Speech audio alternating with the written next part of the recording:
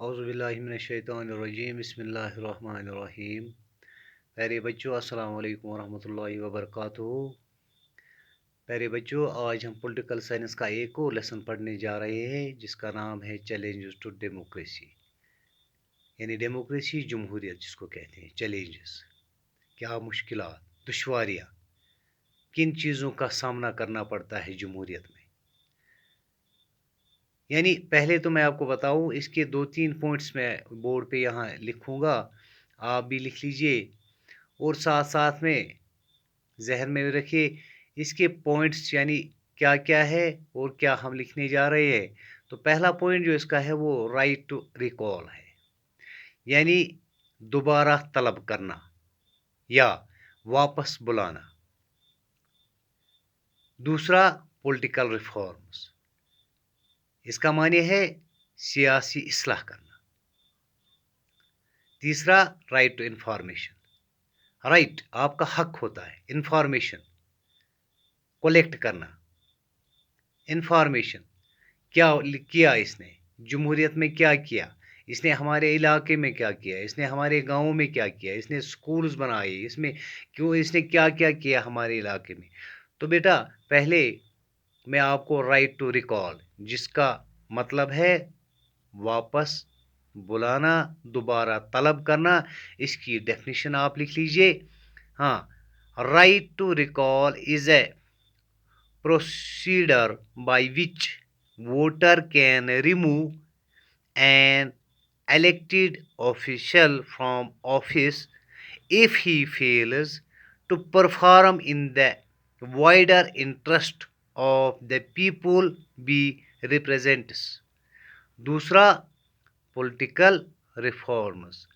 Political reforms involves a series of steps taken by the government to improve the nation's political institutions and process. Most political reforms have been designed to make the system more transparent and provide fairer representations to people and reduce corruption in political life. تیسرا ہے اس کا right to information. Right to information it includes the right to inspect work documents and records. اس کا دوسرا point ہے take notes, extracts اور certified copies of documents اور ریکارڈز۔ تیسرا پوائنٹ ہے اس کا take certified samples of material, obtain information in the form of printouts, diskettes, floppies, videos, cassettes, or in any other electronic mode or through printouts.